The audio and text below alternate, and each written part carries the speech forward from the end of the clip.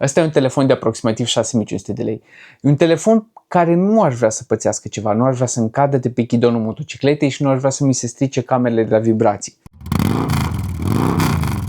Pe lângă asta, un telefon niciodată nu o să aibă și nu a avut interfața gândită ca să fie folosit în timp ce conduci, cu atât mai mult în timp ce conduci o motocicletă și telefonul stă pe ghidon.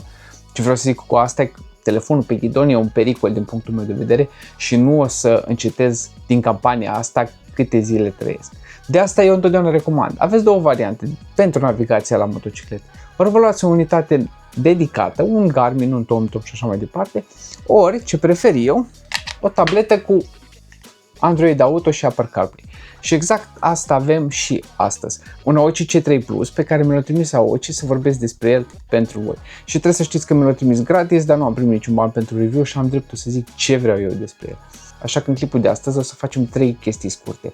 Odată o să facem un unboxing, să vedeți ce primiți de banii ăștia, cei 375 de lei, mai puțin de fapt de 375 de lei pe care puteți să-i dați ca să vă luați unitatea direct la AOC. O să legăm la curent și o să vedem cum arată, cum funcționează, ce funcții are, cum se mișcă display-ul, cum interacționează cu unul și mai ales cum arată display-ul. Și a treia chestie o să vă zic exact cum puteți să-l cumpărați și voi cu prețul ăsta de care tot vă zic 375 de lei, pentru că prețul oficial e 500 și ceva, da, am eu un cod de reducere pentru voi la finalul clipului. Dar înainte de toate trebuie să vă zic un pic de unitate. De ce e așa de ieftină? Că e mică în primul rând. Uitați aici cât e asta. Are 5 inch și cât e telefonul meu pe lângă ea. Se vede diferența. Telefonul meu are 6 inch un pic. Deci, odată e destul de miculuță, pe lângă asta mă aștept nici să nu aibă cel mai strașnic display. Da, nu, din nou, e mai puțin de 100 de euro. Deci nu aveți ce să vă așteptați mai mult. Și mișto că în banii ăștia, chiar dacă sunt așa de puțin bani, totuși este o firmă în spate. Dacă cumva aveți o problemă cu el, unitatea vine cu 2 ani de zile garanție și aveți o adresă de mail, un contact, un suport, în caz că aveți o problemă, aveți cum să-i contactați.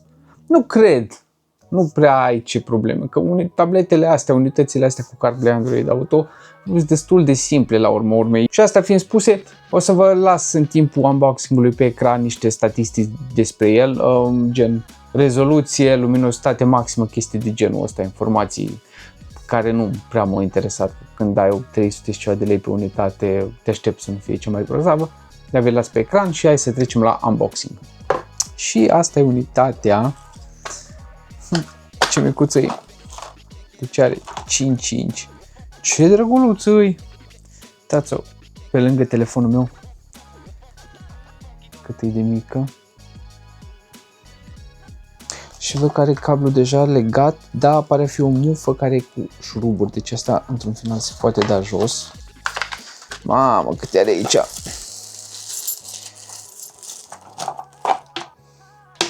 Hai să vedem. Asta e cablul de alimentare care vine din unitate, are ceva mufă. Că probabil, las asta o secundă deoparte. Trebuie să avem două tipuri de alimentare, așa? Da, exact. Deci odată ai pe USB, dacă ai USB la motocicletă și vine ăsta în ăsta și strâns aici ca să fie rezistent la apă. Și celălalt așa, pun deoparte și celălalt în caz că vrei să legi direct la baterie. E aceeași mufă aici, dar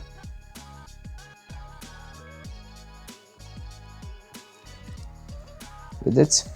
2 prongs, de ăștia cum să le zic, prongs în engleză, cleștișori, să zicem în română, pentru montată direct pe baterie, un roșu și un negru, să avem care pozitiv și care negativ și aici o siguranță pe fir. Da. Și instrucțiuni, bineînțeles. Bun, deci asta e unitatea. Ce mai avem aici? Și restul fac parte, presupun eu, din sistemul de montaj de pe ghidon. Asta teoretic se prinde de spatele unității, aici, vedeți că sunt 4 și 4. Asta, nu știu, e un quick release, ok, are un sistem de liberare rapidă, presupun, nu? Ca motiv ca să ai ăsta roșu aici, nu dau seama să fie. Și un quick release care se împinge într-un sens. o să trebuiască să citesc manualul sau să citiți voi manualul. Și restul avem astea de prins pe chestii tubulare, adică pe ghidon sau pe GPS bar. Uitați aici. Adică astea cu accesoriile aferente. Și aici ce mai avem? Senzorii de presiune. Și chestii de montaj. Cheie, imbusuri, șurubenițe și câțiva șuricei. Aici văd că mai este un imbus. Ok. Aici e o folie de fapt pentru el. Și ăsta e manualul de instrucțiuni. Să văd dacă îmi dau seama cum funcționează din manual. Dar nu văd să arate. Mă interesează partea asta de quick release. Eram curios. Și mai interesant aici și bine de știut că aveți două posibilități. Dacă aveți deja USB pe motocicletă, aveți cablu USB să-l alimentați de la USB. Dacă nu aveți, direct la baterie, vă dau tot sistemul, tot wire harness-ul, cum îi zice asta, hamul de fire de care aveți nevoie. Și asta e unboxing-ul și hai să vedem unitatea în acțiune. Mi-am luat și un telefon cu Android acum, aici lângă mine, că tot cu CarPlay tot am testat, hai să mai facem și cu Android. Bun, telefon cu Android, unitate și am legat-o la monitor, fiind pe USB, o să încerc să o alimentez așa, să vedem dacă funcționează complet pe canal ca să pot să strâng asta. Bun, și-o pornit deja. Deci câți? Cred că 5 V aici îi trebuie. Da, 5 V are nevoie. Și hai să o împerechem cu Android Auto să vedem cum funcționează. Pornit, perfect, welcome to Android Auto. Și butonul auxiliar, ce vă ziceam mai devreme la setări. E tot de asta de software. Dacă mă duc aici pe, hai să vedem unde e exit, settings, să-l ascund, merge ascuns. Pe cealaltă unitate merge, da? Da, bun. Bun, și avem Android Auto aici. Ecranul nu e de cea mai rea calitate, rezoluția nu e extraordinară. Vedem, sper că vedeți destul de ok, nu e extraordinară rezoluția, dar nici cea mai nașpa, deci la cât costă unitatea asta mă așteptam să fie mult mai rău, pentru că am avut la viața mea o unitate de CarPlay luată de pe AliExpress cu 250 de lei și rezoluția era la jumătate față de asta. Acum, combinat cu faptul că ecranul e și așa de mic, deci ăsta cât e G13 LMO are 6 inch și ceva și ăsta are 5 inch, e mare diferența între ele, arată super bine. Și să-l dau mai aproape să vedeți și voi mai bine, să nu spuneți că exagerez. Acum, sunt niște artefacte de la rezoluția camerei cu care filmez, dar de la distanță arată super impecabil. Sunt extrem de surprins, deci credeți-mă pe cuvânt că sunt extrem de surprins. Și hai să vedem YouTube Music, nu sunt logat, că nu folosesc pentru asta telefonul meu cu Android. Și hai să intrăm în aplicația de hărți și o să testăm și touch-ul. Am aici cu mine o mănușă, chiar dacă nu suntem pe motor, am o mănușă, să vedem cât de bine funcționează touch-ul cu tot cu mănuși. Și am activat și Google Maps, îmi cerea să-i dau permisie de pe telefon ca să funcționeze, pentru că nu am mai folosit Android Auto și whatever, nu avea permisii. Și asta e aplicația de hărți. Hai să vedem cum merge display-ul.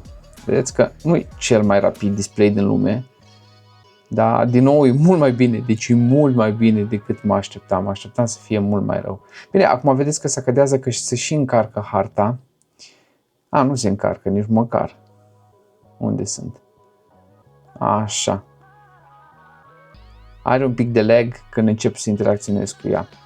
Da, mă gândesc că dacă navighez nu e cea mai mare problemă. Vedeți că acum merge bine. Deci s-ar putea să fie lag ăsta și chiar de la telefon, că telefonul nu încarcă la timp harta și o trimite greu pe wireless către dispozitiv. Dar hai să facem altfel testul. Uite. Cum să testăm lag-ul? Aici, în meniul ăsta. Da? Fac scroll. Ăsta e lag-ul real. Dar nu e la fel de graznic pe cât mă așteptam. Și hai să ne întoarcem în Google Maps. Și vreau să fac cu mănușa, să vedem. Am mănușile mele vechi de la Alpine Stars și hai să vedem. Pot interacționa cu el fără nicio problemă. Hai să vedem search. Am tastatură. Vaslui. Nu vreau strada Vaslui, vreau Vaslui Vero. Ăla adevărat. Dacă reușesc să nimeresc cu bucățica asta de deget, asta cu touch, merge de 5. Și hai să vedem. Start. Este offline că nu e conectat ăsta la wireless și nu am cartelie. Și sunetul l-a scos telefonul acum, că probabil ați auzit. Dar, sincer, e mult mai bun display-ul decât mă așteptam. Din nou, nu încerc să vă zic că e extraordinar sau ceva de genul ăsta. Uite, am activat. Hey Google, weather outside. Da, pentru că în ăsta n-am cartelă și Wi-Fi-ul acum e conectat la unitate și practic telefonul nu are net care să încarce informațiile în ăsta. Da, cam asta e performanța lui. Singura chestie ce nu putem testa fiindcă suntem în casă în momentul de față este luminositatea afară. Da, în momentul de față arată destul de luminos. Display-ul nu e mat sau e așa ușor mat, e ușor mat. Și gândiți-vă că am plus primit și folia, aia o să fie lucioasă, care o să reflecte destul de lumină. Deci asta trebuie avut în vedere. Mai ales că nu are parbriz, nu are cozoroc, nu parbriz pe deasupra. S-ar putea să nu fie cel mai strașnic display când bate lumina din spatele lui, să nu fie cel mai vizibil pe motor din mers. Dar din nou, trebuie să insist, e 375 de lei și un dispozitiv care aveți o firmă în spate, care vă oferă suport și vă oferă garanție în banii ăștia. Deci nu știu mai mult de atâta. Dați 250 de lei și luați unul no-name de pe AliExpress și după ce ajunge, vedeți voi dacă mai aveți cu cine să vorbiți de la firma aia. Aia vreau să zic. Raport calitate-preț, mi se pare super bun. Când mi l-am luat eu pe la primul, ce v-am zis, cu 250 de lei de pe AliExpress, pe care l-am și dat, cu era așa de urât display-ul ăla, când efectiv nu am putut să-l folosesc pe motocicletă. Când mi-am luat ăla, nu aveam opțiunea să dau 300 de lei pe un display de genul ăsta, pe o tabletă CarPlay Android Auto, care să aibă și o firmă în spate să-mi ofere și suport în caz de nevoie. Nu, totuși ăsta e 375 cu 2 ani garanție și au o adresă de mail la care puteți să le dați un mail, să le spuneți dacă aveți ceva probleme. Mi se pare pentru cineva care caută o unitate de buget sau o unitate foarte mică, 5.5, mi se pare că e super mare punct, părerea mea. Și acum că am văzut ce primiți de banii ăștia, și în cutie și unitatea în sine, e timpul să vă zic exact cum să faceți ca să o cumpărați și voi. Și ca și în clipul anterior am un cod special de reducere pentru voi. Există încă oferta de Crăciun, din fericire, dacă vă uitați până în data de 5 ianuarie, cred că. În 5 ianuarie se termină oferta de Crăciun, dar sper să nu vorbesc prostii.